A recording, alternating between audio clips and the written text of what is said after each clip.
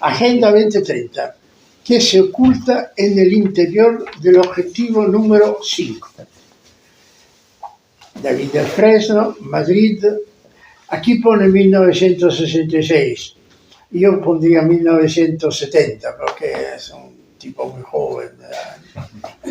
Empezó a enterarse por el negocio del aborto a raíz de sendas conversaciones mantenidas en el 2006 con 4 conocidas clínicas abortistas de Madrid para fijar el coste y forma de pago de un aborto absolutamente ilegal. Aquellas conversaciones darían inicio a una apasionante serie de investigaciones en la que fue tirando del hilo que lo tejía. ¿Tejía? Sí. Gracias.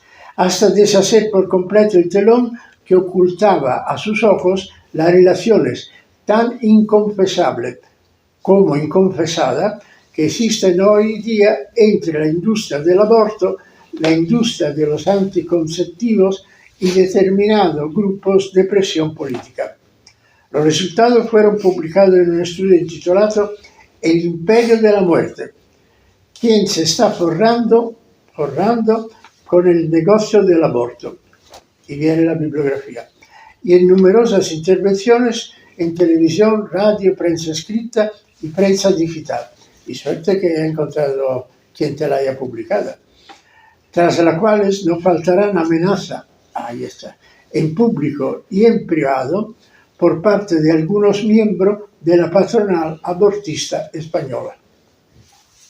En esta ocasión, nuestro amigo David, el mismo, memorable su conferencia, y esto es verdad, esto lo he escrito yo, memorable su conferencia en Sierra Norte del noviembre del 22, nos desvelará qué fea realidad se oculta bajo las bellas palabras lograr la igualdad entre los géneros y el empoderamiento de las mujeres y los niños. ¿Vale? Y las niñas. Y las niñas. ¿Y los niños no? No. Solo las niñas. Solo las niñas. Vaya democracia. Durante una intervención de media hora que sin duda beneficiará y hará reflexionar a todos los oyentes. Gracias a la Asociación Rival, que como siempre nos hospeda.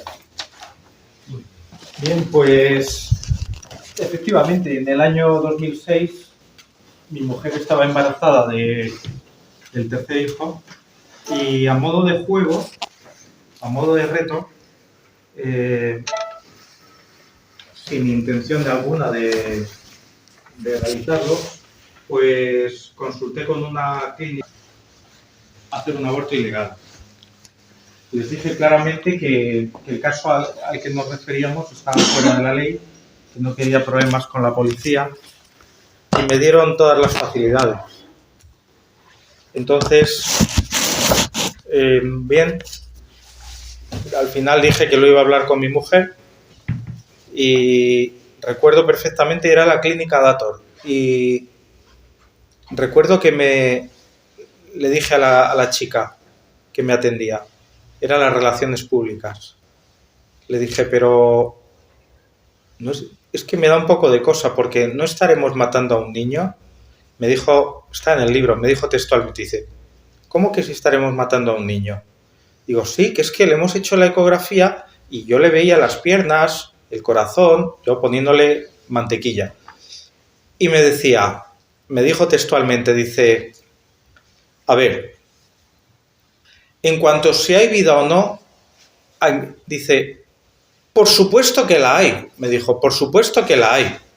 Ahora bien, el concepto vida es un concepto muy relativo, cuidado, dictadura del relativismo, que depende de lo que cada uno entienda por vida. Y eso es un concepto que depende de distintas creencias, educación.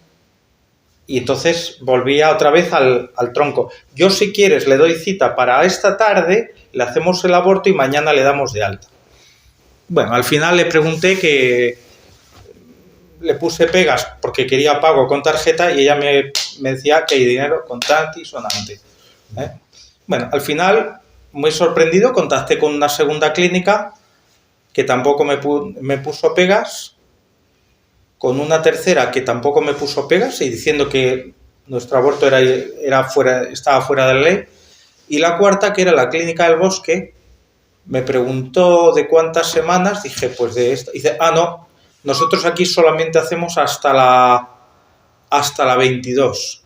Para abortos de más de 22 semanas te derivaríamos a una clínica de Barcelona que esa sí los hace.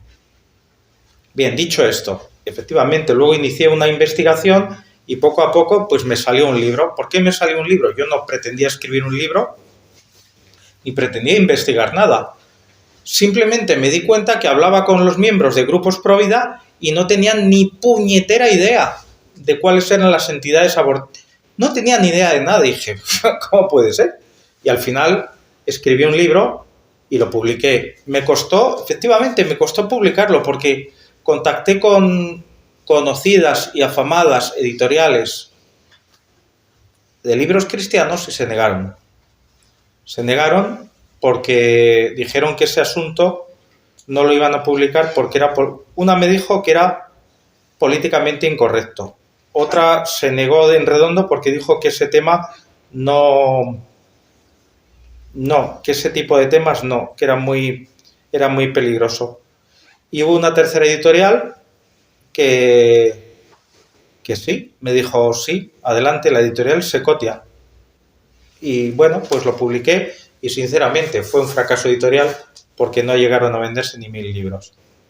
Pero contribuí con mi grano de arena a cambiar este mundo. Y hoy vamos a hablar, por invitación de Máximo, sobre los Objetivos de Desarrollo Sostenible, la Agenda 2030. La Agenda 2030 es una declaración de principios cuyo propósito es, y leo textualmente, mejorar la vida de todas las personas sin dejar a nadie atrás, mediante estrategias que fomenten el crecimiento económico y aborden una serie de necesidades sociales como la educación, la sanidad, la protección social y las perspectivas de empleo, al tiempo que se combate el cambio climático y se protege el medio ambiente. Nadie podría poner pegas a esto. ¿Bien? En principio, esto que leo es lo que voy a decir, pero lo que he estado pensando, pero mejor lo leo. En principio, nada podría objetarse contra esta declaración de principios. Ahora bien, cuando se leen con detenimiento los documentos que articulan esta agenda, nos encontramos que se parte de ciertas premisas erróneas que, como es lógico, dan lugar a conclusiones erróneas, que en el caso de la Agenda 2030 resultan especialmente graves porque constituyen un atentado contra el derecho natural y contra la dignidad del ser humano, hasta el punto de contradecir el propósito que anima esta agenda. Entonces, estamos subiendo una escalera mecánica que baja. Pero probablemente los autores quizá no quieran que la escalera suba, sino que quieren que baje, pero nos hacen ver que está subiendo. Si estuviéramos hablando de una agenda de adhesión y cumplimiento meramente voluntarios, tales como, por ejemplo, un programa político de un partido, pocas pegas podrían ponerse, porque al fin y al cabo está sujeto a la decisión de los votantes, a lo posible. Bueno, bien, no tendríamos por qué asustarnos. Pero en este caso, no. En este caso hay motivos para asustarse. O si no asustarse, para estar alerta. Alerta. Porque los Objetivos de Desarrollo Sostenible constituyen la adhesión a los Objetivos de Desarrollo Sostenible por parte de los gobiernos, tienen carácter vinculante. Tienen carácter vinculante, como veremos. Bien, vamos a ver las premisas erróneas que dan pie a esta agenda. Las premisas son las ideas la base que nos permite llegar a conclusiones en la búsqueda de la verdad. Cuando asumimos una premisa que sea cierta, las conclusiones son ciertas. Cuando asumimos una premisa errónea, las conclusiones son erróneas. Esto no es fácil de entender ni de aceptar, porque a veces las conclusiones nos parecen tan apetecibles que las aceptamos y aceptamos todo el conjunto de ideas sin pararnos a pensar si la idea principal es justa o injusta. Este tipo de errores da lugar a las ideologías. ¿Qué es una ideología? Una ideología es, lo voy a decir descarnadamente, y luego lo diré educadamente. Una ideología es un conjunto de ideas estúpidas que surgen como resultado de asumir premisas estúpidas. Más educadamente, una ideología es un sistema de ideas erróneas surgidas a partir de asumir premisas erróneas. Por ejemplo, imaginemos que alguien lanza la idea de que una raza es superior al resto de razas humanas. Que asumimos que hay una raza que tiene más dignidad que el resto de razas, podemos llegar a concluir que en ciertos casos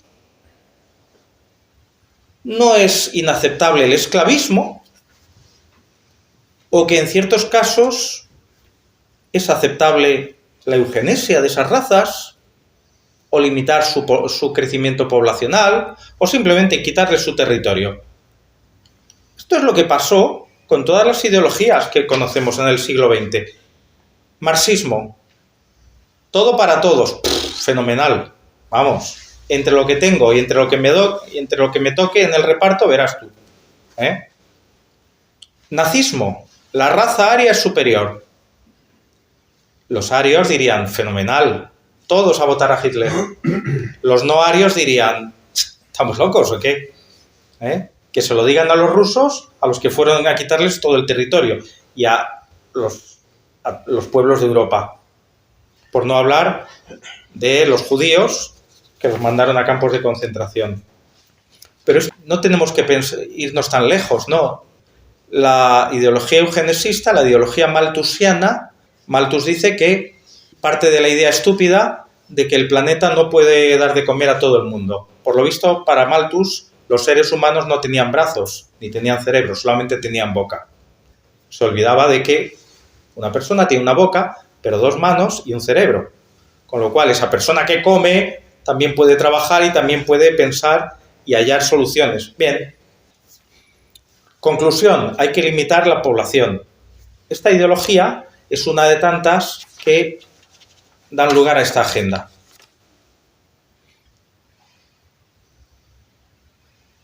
Las conclusiones son muy bonitas. Están expresadas en la Declaración de Principios. Paz y amor, trabajo. Pero si no nos planteamos qué es la idea principal que sostiene esta agenda, las conclusiones son injustas y las vamos a pagar todos. Bien, vamos a ver las premisas erróneas de las que parte la agenda. Primera premisa, el desarrollo sostenible. Objetivos de desarrollo sostenible. Cuando a un verbo, cuando a un sustantivo le ponemos un calificativo, lo estamos desvirtuando. Esto es oro. Y hay otro oro que se llama oro blanco. Pero eso no es oro.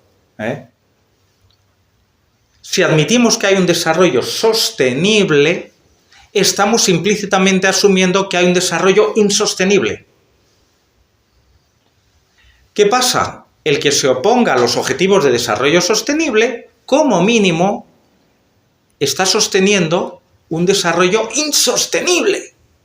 Por tanto, o es tonto o es malo. O ambas cosas. La segunda premisa. Y entonces, el que se oponga a la Agenda 2030 es inaceptable. es de entrada descalificado. La premisa del género. El objetivo número 5, que se me ha olvidado enumerarlo, dice lograr la igualdad entre los géneros, bueno, lo has dicho tú, Máximo, entre los géneros y empoderar a todas las mujeres y las niñas. La igualdad entre los géneros. El uso de la palabra género en la Agenda 2030 y en los documentos de la ONU denota que los promotores de esta agenda admiten y siguen la ideología de género. Ya hemos visto lo que es la ideología de las ideologías, conjunto de ideas estúpidas, nacidas de una idea estúpida principal. En el caso de la ideología de género, la premisa errónea es que el cuerpo no nos da ninguna información relevante sobre nuestra sexualidad. Esa es la idea madre. El cuerpo no nos da ninguna información relevante. Al admitir como cierta esta idea, se concluye que la autopercepción de nuestra sexualidad va a depender exclusivamente de la propia voluntad y del deseo. Al admitir que mi autopercepción de mi sexualidad, no la de él, no la mía, va a depender exclusivamente de mi propia voluntad y de mi propio deseo, concluyo que mi sexualidad puede variar libremente en el tiempo y en el espacio, sin estar condicionada por ningún factor. Por tanto, bajo esta premisa yo puedo concluir que por la mañana puedo sentirme hombre, pero por la tarde, en otro tiempo y en otro espacio que es la piscina, yo puedo decir que me siento mujer e irme al vestuario de señoras. Y a ver quién es el guapo que me lo impide. O en la cárcel. O en la cárcel. Entonces, virtualmente habría tantos géneros como personas, tantas sexualidades como personas, pero la ONU, con ese afán de reglamentar todo y ha llegado a admitir que existen 112 géneros. De momento, que todo es cosa de empezar. Pero sí, los ha definido. Yo los leí y eran variaciones sobre un mismo tema. Variaciones sobre un mismo tema. Pero eran... A ver, yo lo siento, pero es que pansexual, no sé qué sexual, tal y cual. Me gustan los animales, pero también las personas. Me gustan las... Bien, la premisa del sometimiento. Lograr el empoderamiento de las mujeres y de las niñas. Si admitimos que hay que lograr el empoderamiento, estamos implícitamente asumiendo que no están empoderadas. Luego, si no tienen poder, ¿quién tiene el poder? Los hombres y los niños. Con lo cual, lograr el empoderamiento de las mujeres y de las niñas. Y dices, ¿qué tenemos ahí?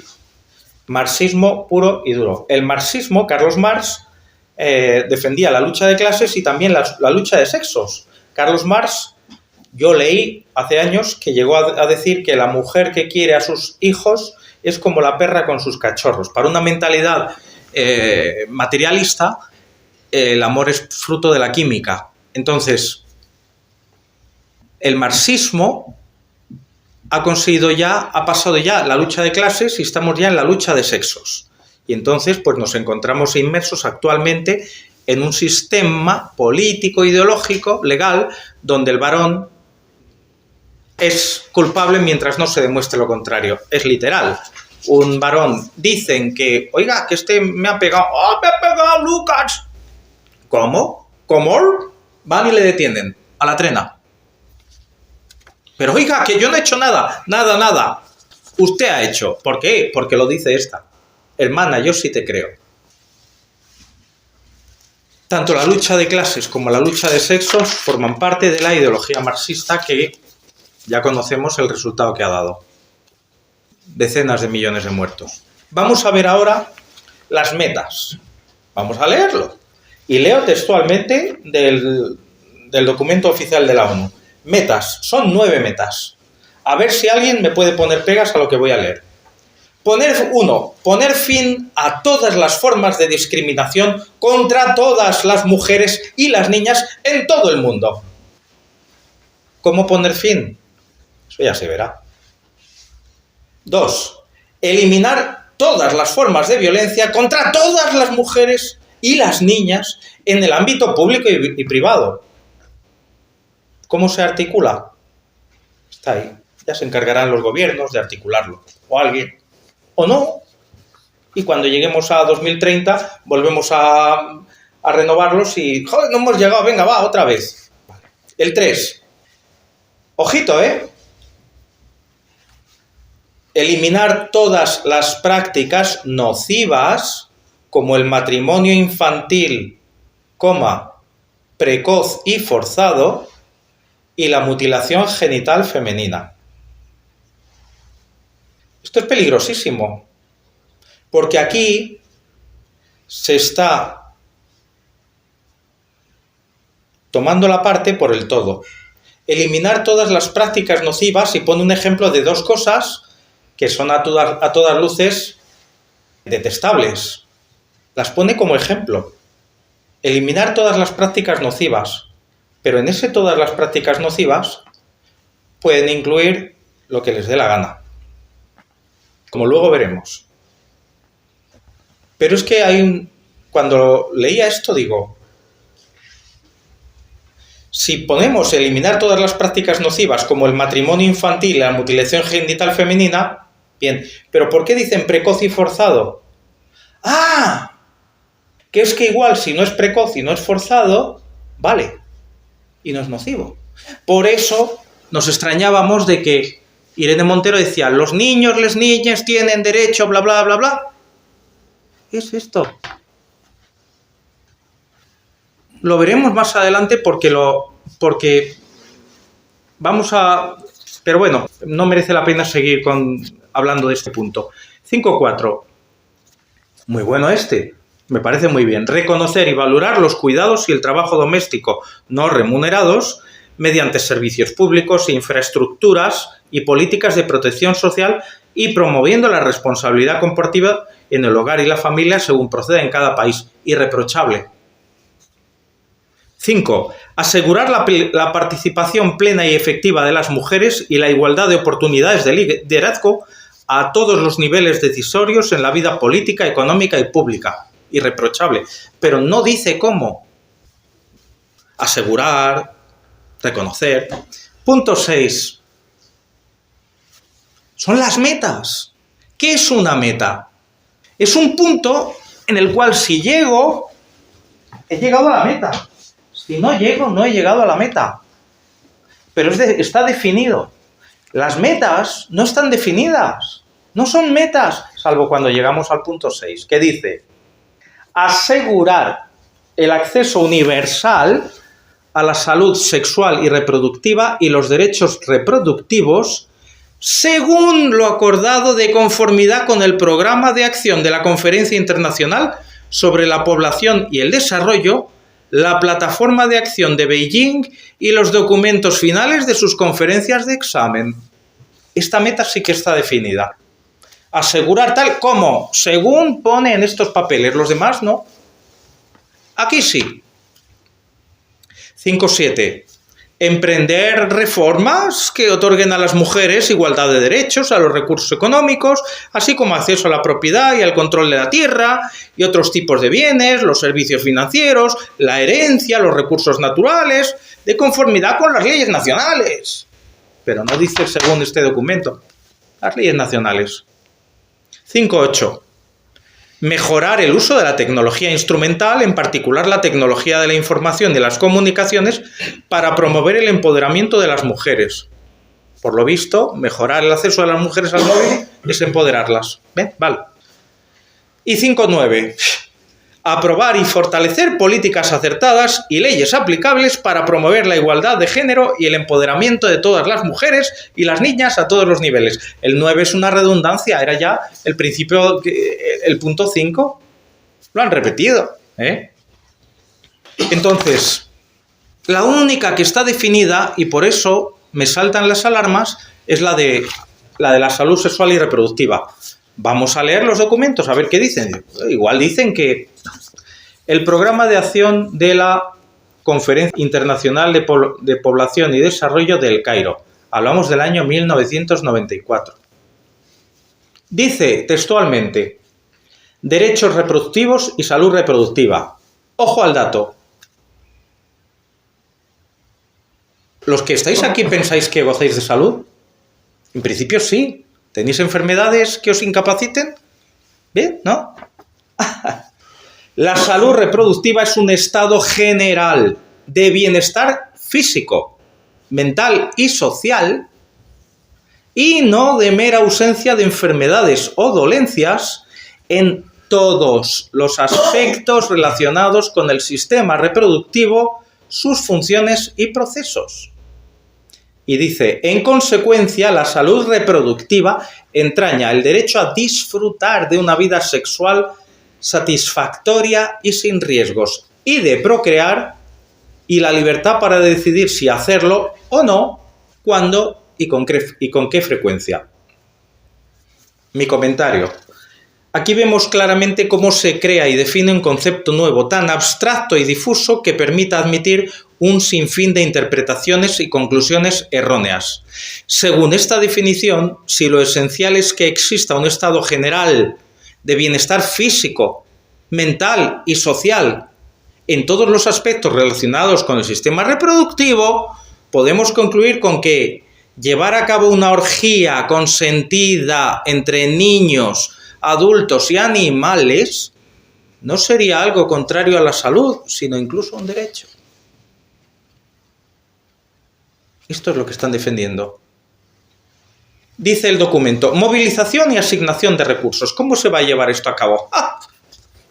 Y dice, los servicios básicos de salud reproductiva, incluida la planificación de la familia, que entrañan apoyo para la capacitación necesaria, materiales, infraestructura y sistemas de gestión, especialmente al nivel de atención primaria de la salud, incluirían los siguientes componentes principales que se integrarán, nótese el imperativo, se integrarán en los programas nacionales básicos de población y salud reproductiva. ¿Y si la planificación es la de tener una familia numerosa? No, la fiesta no es para feos. En el componente de servicios de planificación de la familia, 2 puntos. Artículos anticonceptivos y prestación de servicios. Naturalmente se entiende de aborto. Oiga, que yo he planificado mi familia y quiero ser madre de familia numerosa. Ah, muy bien. ¿Qué me dan? Ni las gracias. Allá usted. Oiga, que quiero matar a mi hijo. Sí, entonces sí. Venga aquí que se lo matamos. B. En el componente de servicios básicos de salud reproductiva, servicios de información y servicios rutinarios de atención prenatal, parto normal y posparto. Aborto, según lo especificado en el párrafo 8.25. Es decir, pone en el mismo plano la atención prenatal, el parto, el posparto y el aborto, como si fuera todo lo mismo. Dice el párrafo 8.25. En ningún caso se debe promover el aborto como método de planificación de la familia. Se insta, nótese el verbo, se insta a todos los gobiernos, a las organizaciones intergubernamentales y a las ONGs pertinentes a incrementar su compromiso con la salud de la mujer, a ocuparse de los efectos que en la salud tienen los abortos realizados en condiciones no adecuadas como un importante problema de salud pública y a reducir el recurso al aborto mediante la prestación de más amplios y mejores servicios de planificación de la familia. Y dice, documento de la Organización Mundial de la Salud. El aborto en condiciones no adecuadas se define como el procedimiento para terminar un embarazo no deseado, ya sea practicado por personas que carecen de las habilidades necesarias o en un ambiente carente de estándares médicos mínimos o ambos. Mi comentario. El documento insta a ocuparse de los efectos que en la salud tienen los abortos realizados en condiciones no adecuadas como un importante problema de salud pública. Si admitimos que existen unas condiciones no adecuadas para llevar a cabo el aborto, estamos implícitamente admitiendo que existen unas condiciones adecuadas para llevar a cabo el aborto. Dado que existe unanimidad en el ámbito médico en considerar que a partir de la fecundación se genera un nuevo ser humano, admitir la distinción entre condiciones adecuadas y condiciones inadecuadas para llevar a cabo un acto para dar fin a la vida de ese ser humano implica admitir que no existe el derecho universal a la vida. Admitir que no existe un derecho universal a la vida atenta gravemente contra el derecho natural y la dignidad del ser humano, y más aún en el caso del aborto, donde se da la circunstancia de que se trata siempre de un ser humano absolutamente inocente y absolutamente indefenso.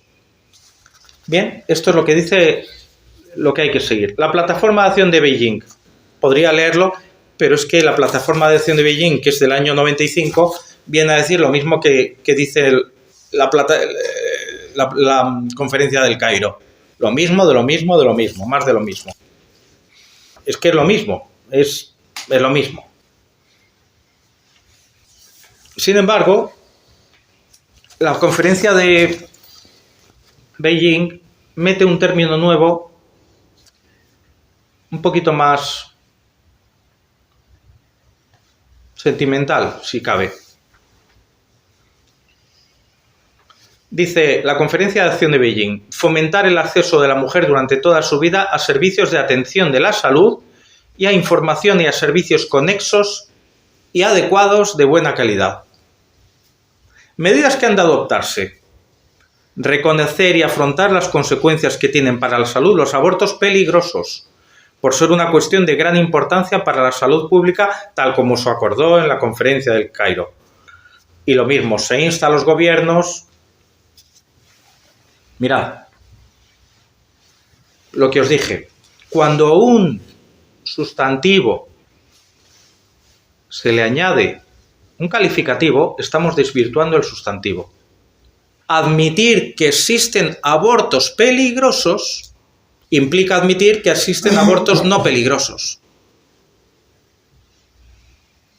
Si existe, me dirán, hombre, es que el aborto en una clínica abortista como las que hay actualmente no es peligroso. Yo le preguntaría al que me dijera eso: ¿me quieres decir cuántos sitios reservados para ambulancias hay en una clínica dental? 0. ¿Cuántos sitios reservados para ambulancias hay en una clínica abortista? Los he visto, los hay. Prohibido aparcar, servicio de emergencias, los he visto en Valladolid, los he visto en Madrid. Servicio de emergencias, todos tienen un sitio para ambulancias. O sea, que no me vengan con... Por supuesto que es peligroso. Pero en la declaración de principios dicen no dejar a nadie atrás. El nascitur se deja atrás. La mujer que aborta se deja atrás una vez que ha abortado y ha pagado. ¡No te las compongas! En todo aborto hay siempre un niño que muere y una mujer que llora. Quedan atrás. Luego, dice el documento de China que viene a decir que si las mujeres abortan es porque carecen de anticonceptivos. A mí esto me parece erróneo porque hay tantas causas de un aborto provocado como mujeres. Cada mujer podría dar una causa. ¿Tú por qué abortas? ¿Porque no tienes anticonceptivos? Pues claro que los tengo, pero me han fallado. Y tú no, porque es que resulta que... Y la otra no, es que resulta que... Entonces, achacarlo a que no hay anticonceptivos es limitar muchísimo las causas. Es quedarse con... es tomar la parte por el todo. Y si de verdad quisieran ayudar a las mujeres que se han visto sometidas a un aborto, tendrían que articular medidas de protección. No tenía dinero, medidas de protección. Bien, También dice el documento de Beijing considerar la posibilidad de revisar las leyes que prevén medidas punitivas contra las mujeres que han tenido abortos ilegales. Considerar la posibilidad de revisar leyes es ya una invitación a revisarlas. Decían los romanos, cualquier posibilidad de cambio es ya una invitación al mismo. Y esto en España, vamos a revisar, vamos a considerar, ya se ha visto a dónde conduce. Bien, un bien pensante podría decir, es que eres un exagerado, te estás pasando. Vamos a ver qué dicen las ONGs pertinentes. He cogido solamente dos, IPAS y PPF. IPAS. Dice de ella misma, es una ONG global creada en 1973 al objeto de promover el aborto bajo el eufemismo de incrementar la capacidad de las mujeres para ejercer sus derechos sexuales y reproductivos y el derecho a decidir. Ellas dicen que su trabajo involucra la eliminación del aborto inseguro, así como las muertes y lesiones causadas por este, y ampliar el acceso al aborto legal, seguro, bla, bla, bla, bla. Hay que decir que esta organización, que no parece mercantil, tiene unos ingresos en los últimos 10 años de 72 millones de dólares anuales, de media, 72. Bueno, pues en su documento, promoviendo la salud y los derechos sexuales y reproductivos para adolescentes y mujeres jóvenes, enfoque en el aborto seguro en la Agenda 2030, dice exactamente: con el fin de apoyar la autonomía y la igualdad de género, los Objetivos de Desarrollo Sostenible exigen que todos los gobiernos garanticen el acceso universal a los servicios de salud sexual y reproductiva para el año 2030. Si un gobierno no puede garantizar acceso sostenible a servicios de aborto de alta calidad, al alcance de todas las personas que los necesiten, no podrá declarar que cumplió con este requisito. ¿Más claro, agua? IPPF, la mayor multinacional abortista del mundo. Estos son más taimados, porque dicen lo siguiente: si su gobierno estuviese dispuesto a actuar en elementos de la salud y derechos sexuales que no se incluyen explícitamente en la Agenda Final del Cairo, como el acceso al aborto, porque en la Agenda Final del Cairo no se habla del aborto, o a la educación integral en sexualidad, anime a los ministerios pertinentes a ampliar su interpretación de las metas 3, 7 y 5, 6 e incluir acciones en esas direcciones al desarrollar las medidas. Es decir, oye, si veis que están reticentes, decirles, a mí perdona, pero es que esto me recuerda a, si dicen que no, decirles que no son amigos del César. Si dicen que, si les veis un poco así, decirles que se vayan por otro lado, que también otros objetivos lo... Aquí vemos cómo se recurre a un planteamiento bueno para llegar otra vez al objetivo malo. Y vemos también en los documentos de esta organización cómo se recurre a un lenguaje plagado de siglas, SDSR, OSC, donde una persona que los lea no se entera de nada. Es un lenguaje para iniciados. Tú lo lees y dices, bueno, ¿qué son las OSC? Organizaciones de la Sociedad Civil. Y SDSR, sí, Salud y Derechos Sexuales y Reproductivos. E IVE, Interrupción Voluntaria del Embarazo. Bien. Entonces, con esto finalizo. Hemos visto una declaración de principios muy buena, unas metas muy buenas, pero que cuando estudiamos los documentos a los cuales hay que bucear y querer leerlos, nos damos cuenta con cuidado que aquí hay cosas malas. Desde un planteamiento puramente filosófico encontramos que es malo. Si nos vamos a una lectura puramente directa, vemos que las organizaciones pro aborto, ¿cómo interpretan esto? Resultado.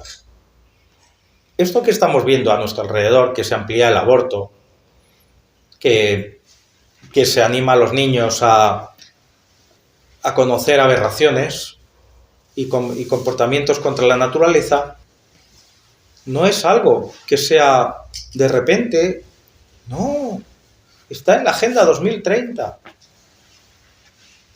Por tanto, adhesión a la Agenda 2030, pues yo diría que es como si te ponen un pescado que está parcialmente podrido. Tú lo ves fuera, está bien, huele bien, pero cuando lo abres te das cuenta de que, aquí hay una zona un poco oscura. Imagínate que te dicen, no, quítalo pocho y el resto te lo comes. ¿Tú qué dirías? No, que lo pocho ha podido contaminar el resto y la liamos. Quien dice pescado puede decir carne. Estos son los objetivos de desarrollo sostenible. Y hay mucha gente bien intencionada que no se da cuenta. Y hay muchas personas jurídicas, empresas, yo las he visto. HP, en una feria, un cartel así de grande, HP con los objetivos de desarrollo sostenible. Y lo veréis en Mercadona, lo veréis aquí, lo veréis en el Carrefour. Objetivo, número no sé qué, de la Agenda 2030, y dices... Y ves a gente con la chisme el pin de la agenda, el circulito y dices,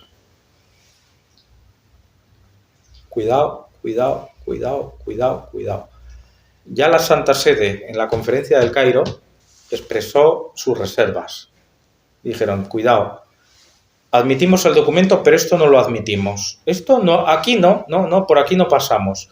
¿Qué pasó? Pues al final dijo Al Gore, el delegado norteamericano, dijo, en la próxima el Estado Vaticano no va a participar. Fuera, fuera.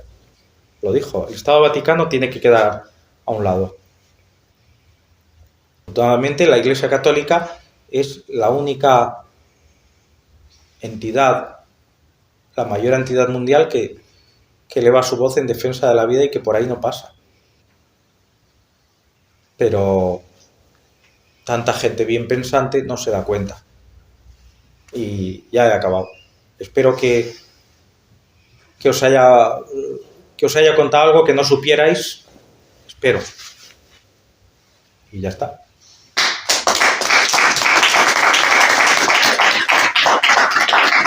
Preguntas. Yo una muy rápida y directa. ¿Quién financia la ONU? ¿La financian estados o entidades privadas? No, la ONU la financian estados. Vamos a ver, la financian estados y la financian entidades privadas. Entonces, la ONU como tal la financian gobiernos, pero más que como un todo, se financia por partes. Es decir, la Organización Mundial de la Salud, el Fondo de Población de Naciones Unidas. Entonces, si hablamos de todas Naciones Unidas, se financia por los gobiernos que pertenecen. Pero ¿quién financia más? El gobierno de Estados Unidos. Si hablamos de quién da más dinero a las organizaciones tipo Fondo de Población, Organización Mundial de la Salud, el gobierno de los Estados Unidos, el gobierno de Japón, el gobierno de Inglaterra, el gobierno de Dinamarca, el gobierno de Suecia, el gobierno de Holanda. ¿De Australia no tanto? Bueno, metemos a Australia también. Pero sí, los gobiernos de Europa Occidental son los que más pasta dan junto con Estados Unidos. Y luego no se olvide UNICEF, ¿no? UNICEF, sí, también UNICEF, también le dan dinero. Es que al final te vas a mirar quién les da y dices, ¿son los mismos? Es que son los mismos. Es como cuando ves una película española financiada por Ministerio de Cultura, ICO, Junta de Andalucía, tal y cual. Y dices, tío, si esto es lo mismo. Pues esto es, ¿quién la financia? Los gobiernos. Entidades privadas, muy poco. Muy poco. Pero la ONU, el problema que hay es que el derecho de votación y ir en contra implica el que no se lleven a cabo las leyes que ellos promulgan. Sí, el derecho de veto existe. ¿Qué significa? De que la Agenda 2030 no ha habido ningún... está aceptada por... Los que tienen derecho a veto no se han opuesto. ¿Y qué interés tienen los estados en esas cosas? ¿Cómo? ¿Qué interés tienen los estados? Porque uno, digamos, cuando es más joven, ve, esa gente parece como todos los estados, ¿no? Una persona pensante que forman parte de la ONU. Entonces, cuando escriben estas cosas, o sea, debe haber alguien o alguna entidad o algún poder con algún interés especial, porque yo no creo que sea toda brutalidad, ni no sé, yo no entiendo, yo lo entiendo con la parte marxista, ¿no? Con la parte de género, tal y cual, pues ya han cambiado patrones, pues eso lo entiendo, pero esto, sobre el sexo especialmente, dice, ¿qué le importa? ¿Qué le favorece a los Estados Unidos, a Rusia, a Europa? Ah, sí, te cuento, mira, todo este tipo de... Todo esto tiene su origen en el año 1974 en el informe Kissinger. En ese año, Henry Kissinger redacta un documento de la Agencia de Seguridad Nacional de los Estados Unidos denominado Informe Kissinger o Memorando 200, donde se dice explícitamente que los Estados Unidos necesitan recursos naturales que están en países en vías de desarrollo. Tienen derecho a ello. Ojo a las ideologías. Si crece la población en esos países, la posibilidad de que esos medios, de que controlen esos medios económicos y que Estados Unidos se pueda quedar sin ellos, es una amenaza para ellos. Por lo tanto, se debe, por seguridad nacional de los Estados Unidos, se debe limitar el crecimiento de la población en esos países. ¿Cómo? Promoviendo, lo digo así, lo dijo Kissinger, promoviendo que la mujer deje la casa y se vaya a trabajar fuera, porque si pasa su tiempo fuera no podrá tener hijos. Promoviendo familias pequeñas, promoviendo anticonceptivos y promoviendo el aborto. Entonces, ¿qué le interesa a los gobiernos? Al gobierno de los Estados Unidos, al gobierno de Inglaterra, al gobierno de Holanda, al gobierno de Dinamarca, a los gobiernos de los países ricos, les interesa asegurar que los recursos naturales no caigan en malas manos, que la población no crezca tanto que se queden con ello. ¿Qué les interesa también entonces, a nivel de gobiernos les interesa para tener asegurados los recursos naturales bien cogidos? A nivel de entidades privadas les interesa porque hay mucho dinero en juego. El aborto mueve cantidades ingentes de dinero. Los anticonceptivos, ingentes. Entonces es un negocio. Entonces no es un interés común, es un interés compartido, es una confluencia de intereses. También hay, ¿por qué no decirlo?, intereses de poder. ¿Dónde está Leire Pajín? ¿Dónde está Viviana Aido? ¿Están en la ONU, en Nueva York? ¿Qué hacen? ¿Cuánto pillan?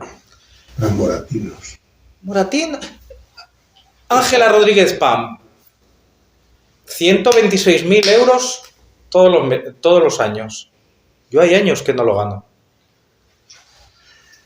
Entonces hay intereses de poder, intereses de que tal y que cual. Entonces, pues mira, hay de todo. Un gordo problema desde mi punto de vista es que en la ONU, en el sistema ONU, en la galaxia ONU, lo que falta de verdad es la democracia. Porque, en primer lugar, sabemos cómo funcionan las votaciones, con un derecho de veto, por ejemplo, y ahí se acabó la democracia. Luego, si tú bajas y sales y vas al UNICEF, ¿cómo se dice?, a la galaxia, pues ahí en absoluto no existe ningún tipo de democracia, porque son funcionarios que deciden en función de lo que le dicta, qué sé yo, Pfizer. Sí, sí. Es decir, y ¿quién controla? El Papa. ¿Quién controla? La señora Aidó que toma los $130.000 anuales y que tiene una serie de ventajas, es decir, que son castas cerradas, bueno, cerrada o abierta, pero al final casta, y a nosotros los contribuyentes nos sale carísimo, pero carísimo, y con un control inexistente. Sí. Y entonces hacen lo que les da la gana. Y como además se han infiltrado la mayoría de gente con cierto tipo de ideología, ya está.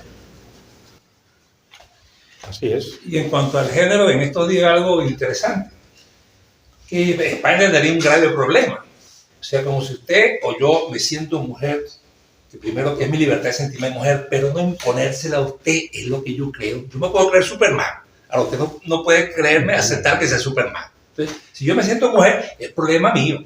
Yo me puedo sentir como me da la gana, es verdad, pero es problema mío, no tengo por qué influir en otros. Pero aclarando eso, para el punto que iba, en España, si la segunda hija del rey se declara varón, hereda y tumba a la princesa y va a ser rey ella. Es así. Tienes ideas. Es que es así. Oye, pero es que es una locura. Y el gobierno lo apoya, y los partidos y los intelectuales lo apoyan.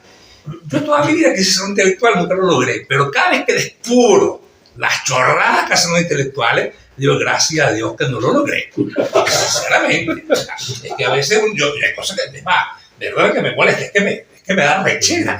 Nosotros, usted dice otra frase aquí, es que eso son como estupideces. Y que le diga a un presidente del gobierno, que lo digan los intelectuales, yo no me entiendo. Debe haber un interés por debajo de eso. O sea, no puede ser que sea un razonamiento. Eso yo no sé. No puede ser, ¿no? El militar que salió en estos días por televisión, un tipo machote, así como yo, barbudo, tal. Yo cogí la idea de él. Yo me siento mujer y quiero la misma siembra. Coño, yo también, ¿no? Y soy gay, como soy lesbiana, voy para la siembra y me acuesto con mujeres, me gustan las mujeres. Y sale por televisión y la presentadora lo defendía, porque un señor ahí en el programa que intervino y que le da como pena, como miedo de la opinión pública. Pero ¿cómo va a dar miedo opinarme una estupidez? O sea, Bueno, te digo por qué da miedo. Porque vas a la cárcel, ¿eh? Un periodista, Eulogio López, de Hispanidad, publicó en su periódico los resultados de un estudio hecho en Norteamérica, por el cual, ¿cómo se llama? Lo de los niños, ¿cómo se llama? Las tasas de casos de pedofilia entre parejas de homosexuales, pues serán más elevadas que entre heteros. Bueno, pues fue acusado de delitos de odio, fue juzgado y fue condenado a 4 años de prisión. Eulogio López, director de Hispanidad. No entró en la cárcel porque como no tenía antecedentes, no entras.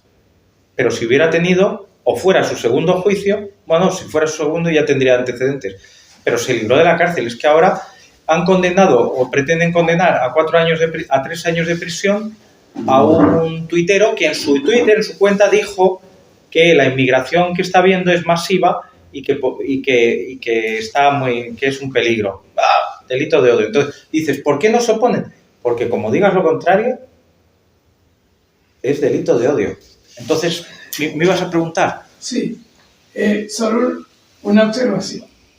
Veo que todas las leyes, todo está fundamentado en la mujer, pero para que haya reproducción necesita hombre y mujer. O sea, se ha borrado completamente la acción del hombre dentro de la reproducción. O sea, vamos a decir, todos los postulados, lo que tú dices al principio, viene de una idea falsa, porque todo se basa en la mujer, cuando necesitas dos, hombre y mujer.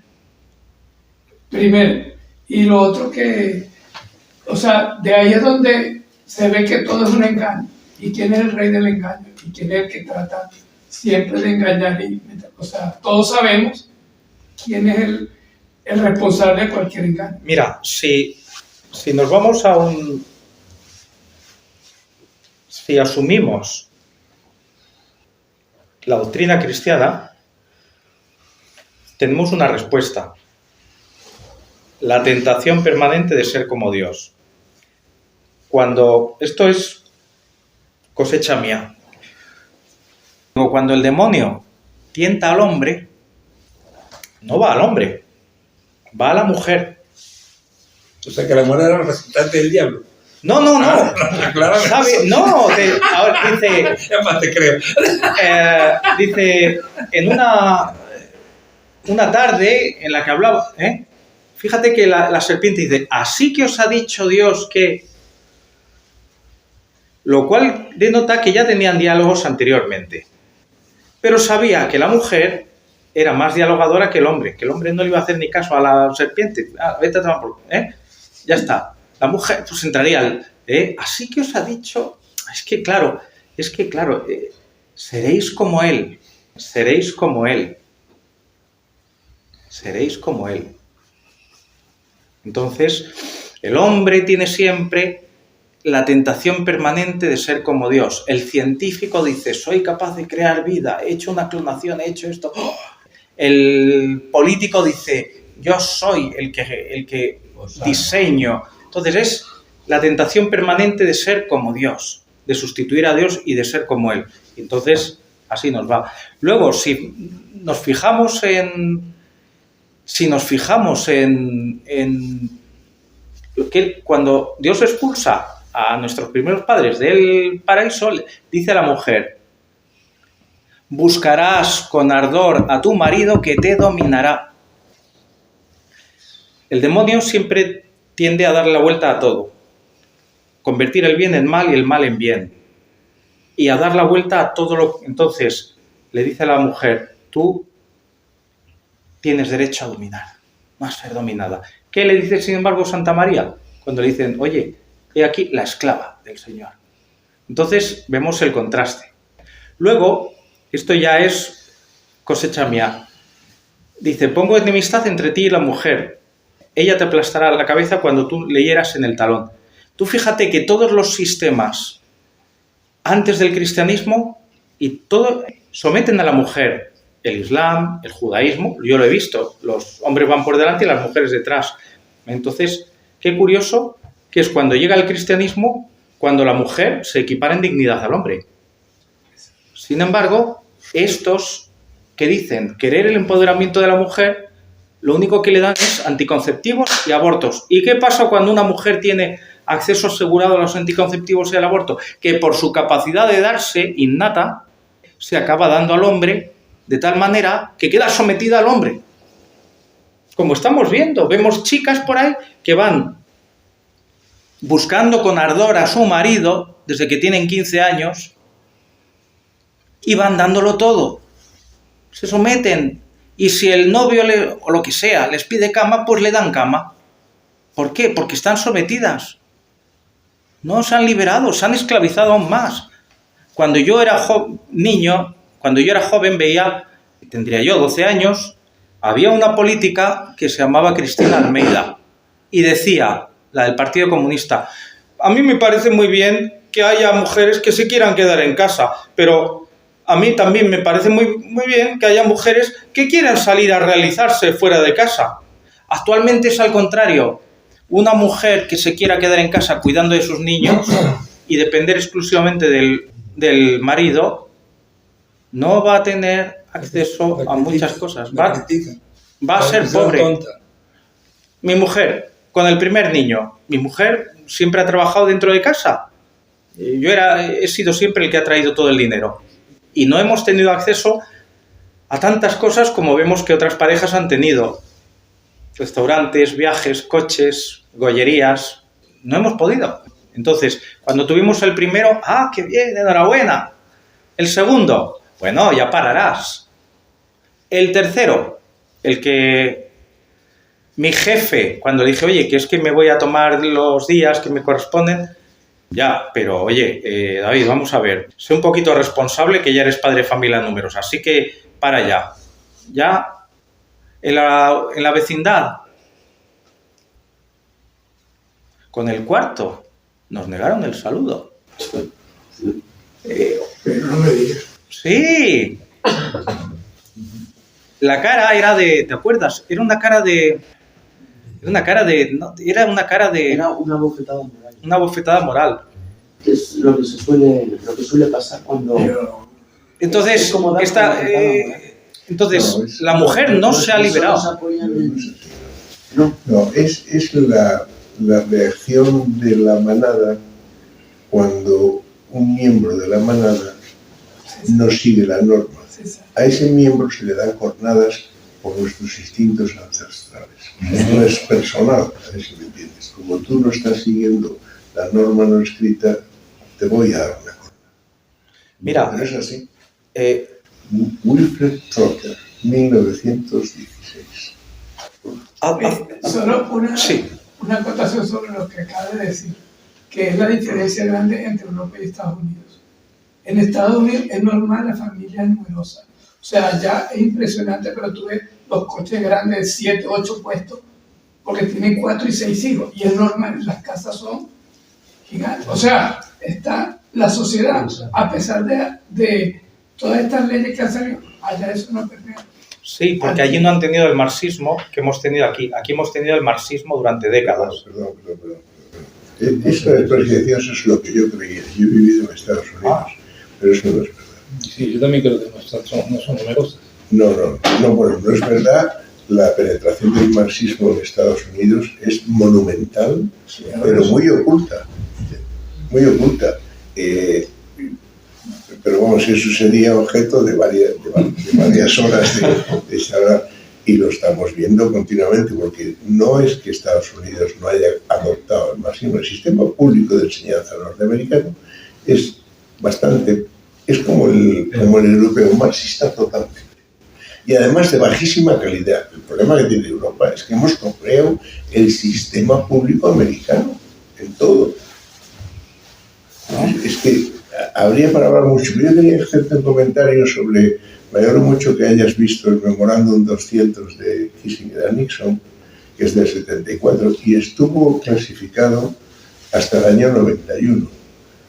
Y solo se desclasificó porque hubo varios juicios y se exigió. Pero el memorándum no son una página o dos, son 123 páginas. Que yo sepa no se ha traducido al español.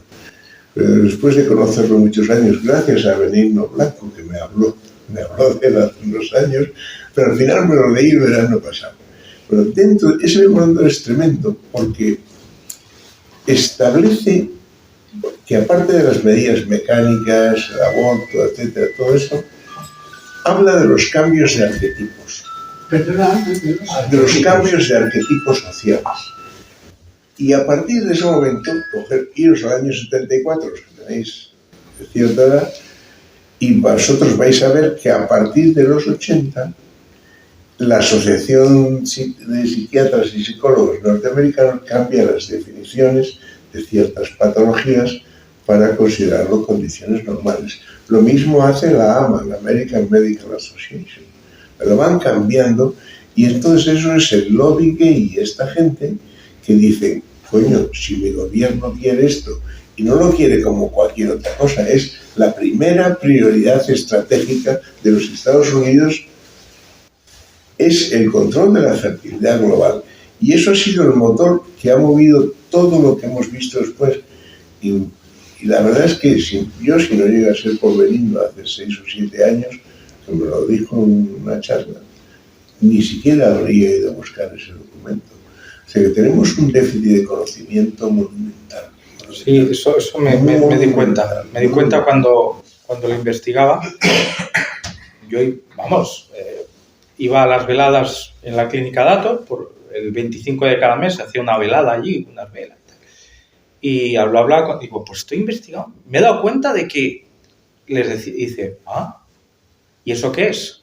Digo, pero tú no sabes lo que es la IPPF. No, nadie sabía nada. Entonces dije, ¿voy a ser yo el único? Pues sí. Y escribí un libro. Y entonces, bueno, pues sí, luego vinieron más conferencias, más historias. Pero, mira, hablando de la liberación de la mujer, os digo una frase que una prima mía le dijo a mi madre. Mi madre, ama de casa, hace unos años, le decía a mi prima, le decía, ¿cómo te envidio? Porque es que ya me hubiera gustado a mí poder trabajar. Tú, dice, es que me hubiera gustado tanto poder trabajar, pero yo no he podido. Y le decía, mira, Vega, Tú te levantas a las 10 de la mañana y eres señora D. Yo a las 6 de la mañana me levanto, me arreglo, me pongo los tacones, me voy a la oficina y soy una puta currita. Y tú eres señora D. Así que no me hables de liberación porque tú sí que estás liberada. O sea que... Yo calculo que hace casi, quizá más de unos 20 años quizá. No sé si alguno de vosotros lo recordará porque fue uno de esos estudios que quedaron relegados al olvido casi de inmediato. Todavía no estaba esta tónica actual de ocultación de la realidad. Fue un estudio que hizo la Universidad de Valencia sobre la evolución de la renta familiar con la incorporación de la mujer al mercado de trabajo. ¿Qué creéis que pasó con aquel estudio? ¿Qué demostró? Pues demostró que la renta familiar no había variado en absoluto con la incorporación al mercado de trabajo. La interpretación que daban estos señores era perfectamente lógica. Si tú incrementas la oferta de mano de obra en un 50%, pues el sueldo disminuye en un 50%. Se reparte, es decir, el bien producido, la plusvalía producida por el trabajo, se reparte entre el doble de gente que realiza ese trabajo. Y eso es lo que ocurrió. O sea, que realmente, lo cual no quiere decir que la mujer no deba trabajar. Son opciones que evidentemente tienen todo el derecho a un desarrollo profesional como cualquiera, ¿no?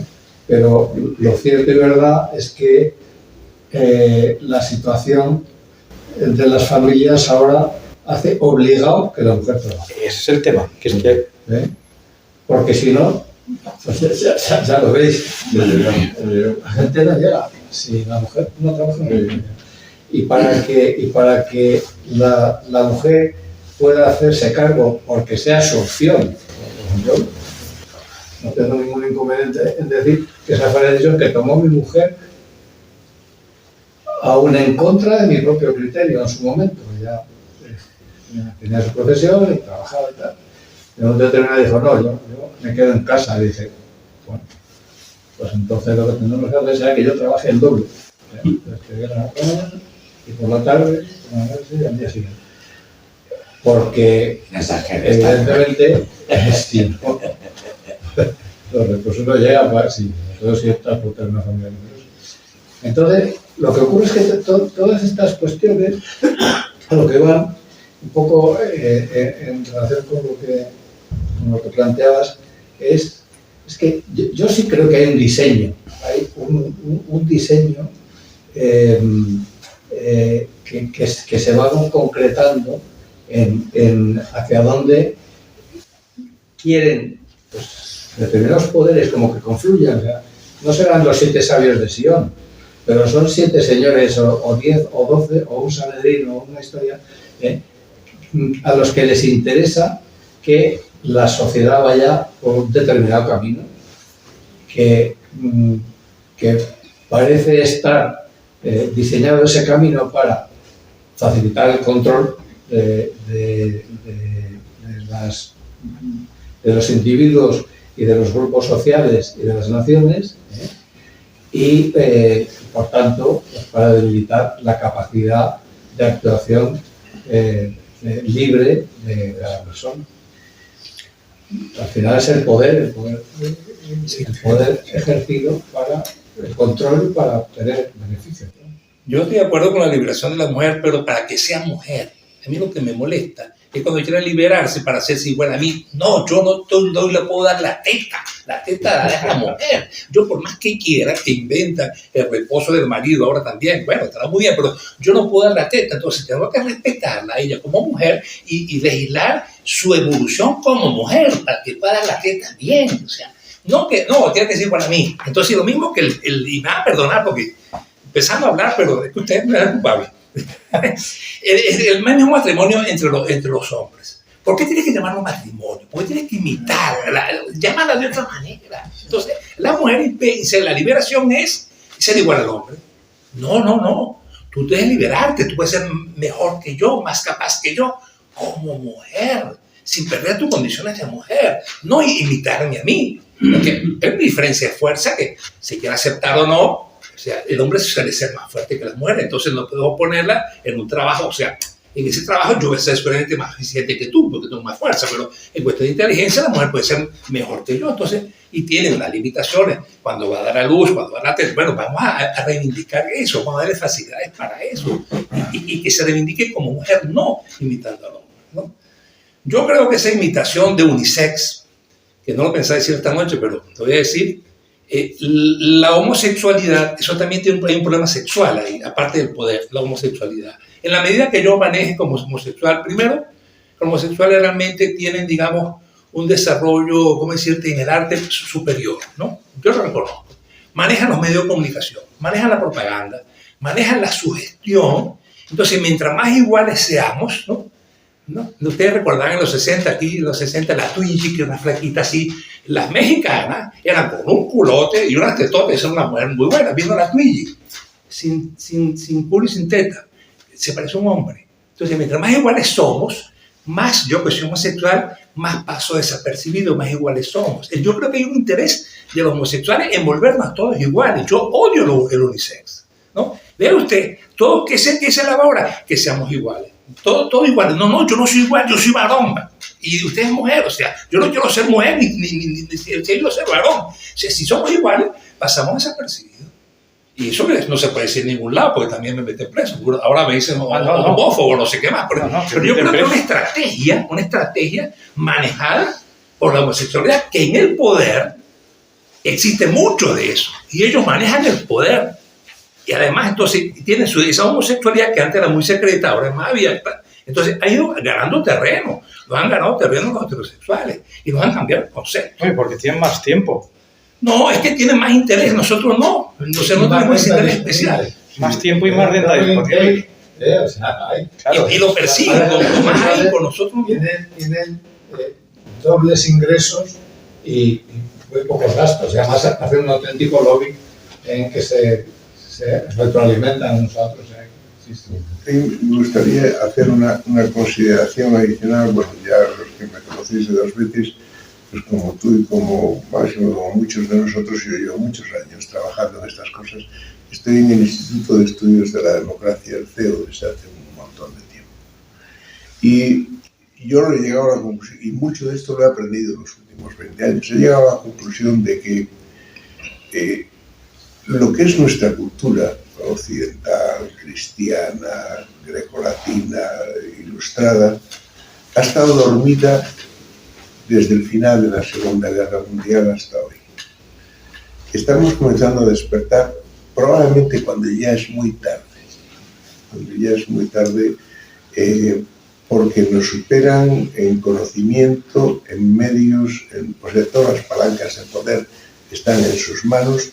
Personalmente, aquí supongo que hay muchos cristianos, pues el Papa Benedicto XVI probablemente deja de estar en activo porque tuvo presiones de la misma gente que está gestionando esto. Yo no tengo la menor duda en ese respecto. Y el Papa está haciendo las cosas que hace, pues entre otras cosas porque tiene miedo, la Iglesia tiene miedo atroz. Y hay pocas organizaciones dentro de la Iglesia con capacidad para plantar cara. Y es muy difícil hacerlo. Pero una de las formas es utilizando las debilidades del adversario. Y el adversario ha reducido la calidad de la enseñanza en todo Occidente. La calidad de enseñanza se ha ido al carajo, literalmente. Occidente ya no es líder tecnológico en prácticamente nada. En los últimos 30 años, China tiene, que es el gran error estratégico de Nixon y de Kissinger, no se dio cuenta que los chinos, los japoneses y los asiáticos en general con lenguajes ideográficos tienen más coeficiente intelectual que nosotros, como un 10% más. Y nos están dando sopas con onda continuamente. Los chinos hoy producen el 40% de las solicitudes de patentes y registros de propiedad intelectual del mundo. No fastidies. Estados Unidos, menos de la mitad, el 19 y algo por ciento. Japón, un 10%. Corea del Sur, otro país en esas circunstancias, el 6,7%. Y toda la Unión Europea, que somos casi 10 veces más ciudadanos que Corea del Sur, el 5,7%. Sí, si algo está muerto en todo ese tinglado, es la Unión Europea. Pues por eso, y luego y otro tema que sí quería mencionaros es que hubo un sacerdote argentino, el padre Sanahújar, que yo no sé si alguno... Don Claudio Sanahújar. Don Claudio Sanahújar, que escribió un libro que es el desarrollo sustentable, no usa la palabra sostenible, él ha muerto de Sanahújar. Hará un año y medio. Algo más. Y eso es un libro que es imposible de encontrar. Yo tengo uno de casualidad porque me lo trajo un amigo de Argentina. El PDF circula por ahí, pero pone la ONU a caer de un burro. Claro. Pero de una forma estructural. Y hay otro sacerdote belga que en el mismo año, es decir, hace 22, 23 años, escribe un libro muy semejante al de Sanahújar. También prácticamente imposible encontrarlos.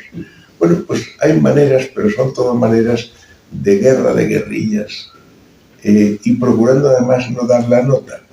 Porque, por ejemplo, todos conoceremos algún psicólogo al que le han ido a visitar homosexuales con una grabadora pidiéndole una terapia de retroversión.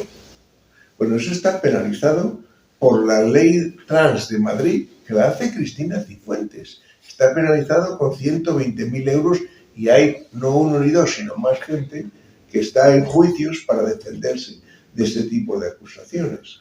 Este cambio que está queriendo hacer esta chica Ayuso en la ley trans arranca porque tuvimos una cena con un consejero de ella que no sabía que la ley trans de Cristina Cifuentes tenía ese rasgo de penalizar la... Entonces, hay que ir socavando a la chita callando, un plan zorrupio también. Porque como vayas de frente, barren con lo que sea. Y además arruinan carreras, arruinan de todo. Y yo es lo que quería tocar a ti. Tú que has visto esto, yo tengo una pregunta. A los musulmanes, ¿por qué no les afecta nada de esto?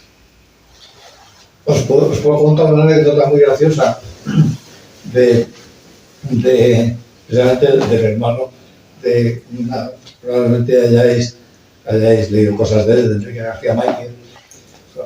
Son gente que yo conozco desde siempre. Yo he vivido 22 años en el puerto de Santa María, en Jerez. Entonces, Enrique García Márquez tiene un hermano que es farmacéutico, que se quedó con la farmacia familiar.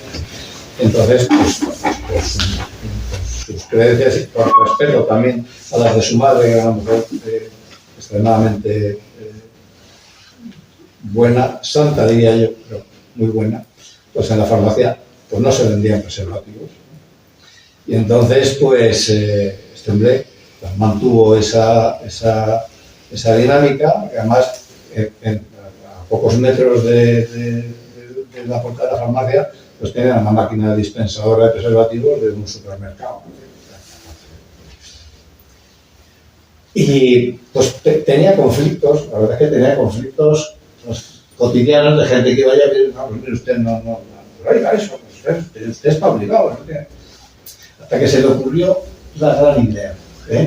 Vinieron unas chicas, además unas chicas jóvenes, de instituto realmente, pues que eran preservativos, además venían recadoras. Y dijo, no, lo siento, no puedo. ¿Cómo que no puede usted? Dice, no, perdona, eso es por motivo de mi religión, soy musulmán. Perdona, disculpa, lo siento, no, respeto. Nada, ya nos vamos vosotros. Y ya se acabó el problema. Eso te dice el peligro tremendo del cual está Europa. Sí. Hablando del comunismo de los Estados Unidos, toma en cuenta que una tal Rosalind Russell, que luego se casó con Roosevelt, Franklin Delano, pues era comunista. Y fue una de las que empujaron la Organización de las Naciones Unidas. Y fue la que empujó mucho a un tal Jacques Maritain a no definir exactamente lo que eran los derechos humanos. Yo en Maritain lo he aprendido de cuando daba filosofía en el año 84. En tercero de BUP dábamos filosofía. Me acuerdo de Maritain y Toynbee. Vamos a ver, Maritain es un gran filósofo, ha sido muerto. Él estaba muy comprometido con sacar adelante una declaración de los derechos humanos en la ONU. Y Rosalind lo empujó mucho a hacerlo deprisa para que él no tuviera forma ni tiempo de organizar una verdadera definición de derechos humanos. Y entonces de derecho natural y bla, bla, bla. Y ella era, no es un misterio, era lesbiana, tenía un modus vivendi con el esposo, que él hacía lo que le daba la gana y ella también. La madre de Franklin Delano la odiaba, tanto es así que nunca le permitió de entrar en su casa. Y porque, vamos, era la madre de Franklin Delano Roosevelt era una evangélica muy firme en su fe, ¿no?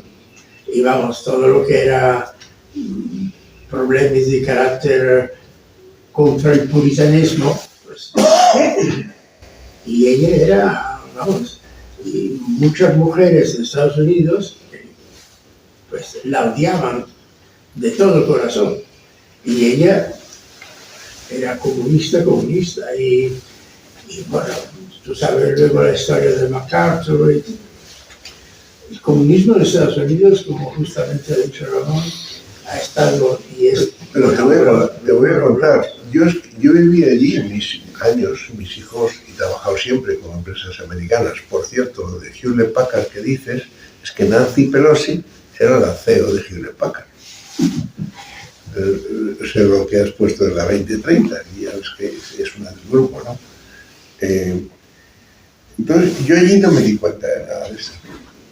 Y solamente hace unos años cayó en manos un libro de un psiquiatra norteamericano sobre cuestiones políticas.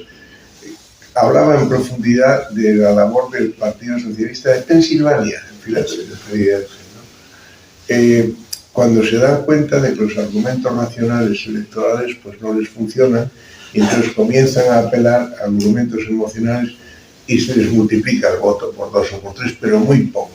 Pero yo creo que en Estados Unidos han optado por una estrategia de camuflaje. Por ejemplo, el mundo liberal, que todo el mundo se cree que Estados Unidos es liberal, tú vas en Estados Unidos y dices a alguien, no te dice que es izquierda, te dice I am a liberal. Te dice que soy liberal. O sea, se han apropiado de una palabra que significa exactamente lo contrario y se la han aplicado a sí mismos. Es decir, el poder de los filólogos que forman parte de la izquierda es monumental, y ese talento ha faltado en la derecha, y la derecha cristiana totalmente, ¿no? Pero Gramsci era filólogo. Hay que estudiarlo, Gramsci. Y eso es tremendo. A las carencias que tenemos nosotros frente a esa gente son monumentales. Y la guerra esta, bueno, si ya veremos. Afortunadamente, fíjate, ahora estamos en una coyuntura tremenda con lo de Ucrania, porque lo de Ucrania ha hecho una cuestión. Primero, la gente ya no comienza a creerse la narrativa occidental. Nuestra narrativa ya no nos la cree el 90% del mundo. Pues ¿por qué no? Porque, entre otras cosas, nos han prohibido el acceso a Russia Today y a Sputnik. No, Sputnik yo lo leo todos los días. No, el canal de televisión. Ah, vale. El canal de televisión. RT no se puede leer. Pero eso, y entonces, pero en América, en todos lados, en América Hispana, en todo el mundo, lo están viendo, con lo cual todo el mundo está mejor informado que los norteamericanos y que los europeos, pero bastante mejor informado. Entonces, nos está pasando lo mismo que les ha pasado a los ciudadanos rusos, que no se informan por su prensa, se informan por los canales alternativos de los youtubers y de todo, ¿no? Y está el mundo sembrado de youtubers rusos desde Bélgica, desde Holanda, desde todas partes. Nos está pasando a nosotros también si queremos enterarnos de algo. Pues algo así, un tipo de este tipo de actividad vamos a tener que emprender nosotros, porque eso, y además, lo que digo, tiene que haber grupos de gente que estudien muchísimo. Justo en un momento donde, por ejemplo, yo soy alumno de jesuitas, de internado y de universidad, estudiantes. Coño, los jesuitas, para ordenarse se les exigían 16 años de universidad. Bueno, hace unos años el superior Nicolás lo quitó y les quitó 5 años. Los jesuitas viejos me dicen, se nota mucho. Sí, sí. Se nota mucho, o sea, hay un descenso de calidad intelectual dentro de la Iglesia también. Sí, sí. Y eso es tremendo. Sí, sí. ¿Tú eres de CAI? No, yo estudié en Deusto. ¿Perdona? No, en Deusto. Me preguntaban dónde había estudiado yo. Pero bueno, entonces, esto es una labor que yo creo que nos compete a cada uno de nosotros, lo que tú has hecho. Eso es, vamos, de altísimo merecimiento. En el estudiarte eso, yo tengo algún amigo que no es de los jesuitas, es de Lopus, que va a Santiago, se llama, que va enfrente de las clínicas estas. ¿Santiago qué más? Cabezudo. Seguramente. Igual de vista le conozco. Sí, seguro. Pues alguna vez le han llamado la atención y tal. Igual de vista le conozco. Sí, es padre de algún aviador, me parece. Pero bueno, perdona la interrupción, que estoy hablando más serio. Yo quería felicitarte a ti y felicitarte a tu señor. Luego el último tema, yo soy nieto, bisnieto e hijo de mujeres que trabajaban. Yo cuando vi una mujer que no trabajaba fue cuando vine a Madrid. No había visto siempre. Mi madre llevaba una pequeña fábrica, mi abuela llevaba las escuelas de Llanes, mi otra abuela llevaba su tienda, etc. O sea que eso en partes de España era más normal. Y no tiene nada que ver, claro que... pero lo que ha pasado, que tú describías muy bien, es muy correcto. Es inevitable, es la circunstancia. Hoy hablas con una niña y todas quieren ser independientes. Tengo una nieta de 22 años y ya termina ICAD este año, y bueno, ella quiere ser independiente, pero también quieren tener 3 hijos también. Sí, claro, se quedan se quedan a 2 hijos de diferencia, claro, no es imposible, ¿no? Porque encima se casan a los 30 y tantos. No, es una dinámica... Pero lo que quería decir es que esto está en el contexto, hay un proceso dramático de empobrecimiento de Occidente. Empobrecimiento de Occidente. Sí. En Estados Unidos lo ha documentado maravillosamente, además, una mujer de izquierdas, que es Elizabeth Warren, que ahora es senadora y ha sido candidata. Warren, sí. Warren. Sí. Esa mujer, mientras era profesora de Derecho Concursal en Harvard, un nido de rojos de mucho cuidado, pues hizo su carrera explicando cómo una familia americana de los años 70 tenía 3 hijos, los 3 hijos los mandaba a la universidad, con dificultad, pero mandándolos. Hoy no puede, esa familia no puede tener más de 2 críos, se jubila endeudada, y sus hijos, para ir a la universidad, han tenido que adquirir una deuda que probablemente no van a pagar nunca. Esto lo que se está hablando es que esto se va al carajo. Aquí en Europa está sucediendo exactamente lo mismo. Estamos empobrecidos a toda velocidad. Y la realidad es que el mundo no les ha hecho caso. China se ha pegado una leche con las políticas de natalidad monumental. La India no ha hecho ni puñetero caso. En el fondo aquello es un caos. África tampoco. Y América, pues oye, no, ahí está. Y al final, ¿qué es lo que han conseguido? Hundir las sociedades occidentales de raíz grecolatina cristianas, que probablemente era el único objetivo. Pues posiblemente. Había un sociólogo aquí, Armando de Miguel, ya hablábamos de eso. Muy amigo mío, vivía ahí. ¿Lo conocías? Sí. Que él, en sus últimos años de vida lo he frecuentado bastante. Él tenía siempre, como me parecía el Cato Mayor, que decía ergo Cartago delenda est. Y aquí el delenda est ha sido la educación.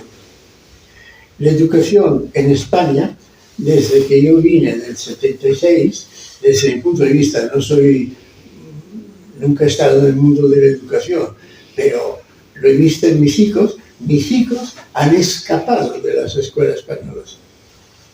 Aquí en Madrid tenemos un liceo italiano, han ido en el liceo italiano y la diferencia era abismal. Cada ley de reforma de la educación en España ha sido una ley peor de la anterior. Y esto, pues sin duda, correspondía a un plan. No solo, hay muchas cosas que han pasado. Una cosa que ha pasado es que Estados Unidos, Inglaterra y España son los países que más se desindustrializaron en los años 70 y 80. Estados Unidos porque traslada todo su esfuerzo manufacturero a China. Inglaterra porque son un desastre y son más vagos que la madre de los parios. Y nosotros porque para entrar a la Comunidad Europea tuvimos que desmantelar medio